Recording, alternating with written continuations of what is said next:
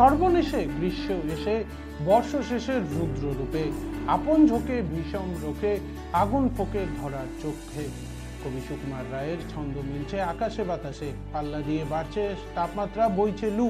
কার্যত গৃহবন্দী আমজনতা, পর্যটকদেরও দেখা নেই। জঙ্গলের পশু পাখিরাও গভীর জঙ্গলের ভেতরে শীতল জায়গায় আশ্রয় নিচ্ছে। জঙ্গলের জলাশয়গুলিতেও ভিড় জমাচ্ছে তারা। কাকসার দেউলের সংরক্ষিত রিজার্ভের ভেতরে রয়েছে প্রায় 100টি হরিণ, 500-র অধিক ময়ূর, একাধিক নীলগাই, সজারু এবং বহু বিরল প্রাণী।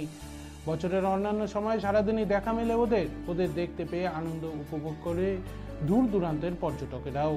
সূর্যের অস্ত গেলে হাতে গোনা কয়েকজন পর্যটকের দেখা গেলেও দাবদাহের মাঝে কোনো পর্যটকই দেখা যাচ্ছে না।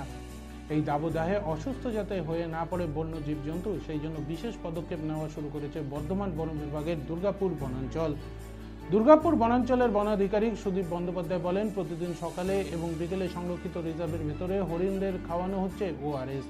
দুপুরে দেওয়া হচ্ছে কাঁচা শাকসবজি, তরমুজ। বন দপ্তরের চিকিৎসকরাও দিনে অন্তত একবার করে হরিণদের দেখভাল করছেন। জঙ্গলের ভেতরে ডাল পাতায় ছাউনি করে শীতল জায়গা তৈরি করা হয়েছে।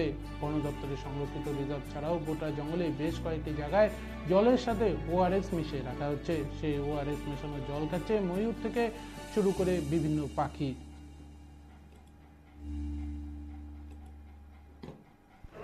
দেখুন, ওই প্রতি বছরের মতো এবছরও এই যে গরমের এই যে তীব্র দাবদাহটা চলছে, তা এই সময়তে আমাদের প্রতিবারই হরিণকে ORS, নুনচিনি জল করে বা ORS এই সমস্ত দেওয়া হয়।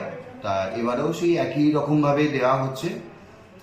দিনে 2বার করে ওদেরকে ORS এর জলগুলো খাওয়ানো হচ্ছে এবং বিভিন্ন জায়গায় আরও ওই যে ওয়াটার বডিসগুলো ছিল, সেই ওয়াটার বডিসগুলোতেও জল ভর্তি করা হয়েছে যাতে হরিণের জল খেতে কোনো অসুবিধা না হয়। এইভাবে হরিণকে সুস্থ রাখার জন্য আমরা প্রচেষ্টা চালিয়ে যাচ্ছি। শুধু মানে ওখানে তো হরিণ তো নেই দেউলে, হরিণ, ময়ূর, বিভিন্ন পশু পাখি সবারই জলের একটা এই সময়তে একটা আকাল বা টান রয়েছে, তো সেগুলোকেও যাতে সুস্থ রাখা যায় তার জন্য এই ব্যবস্থা।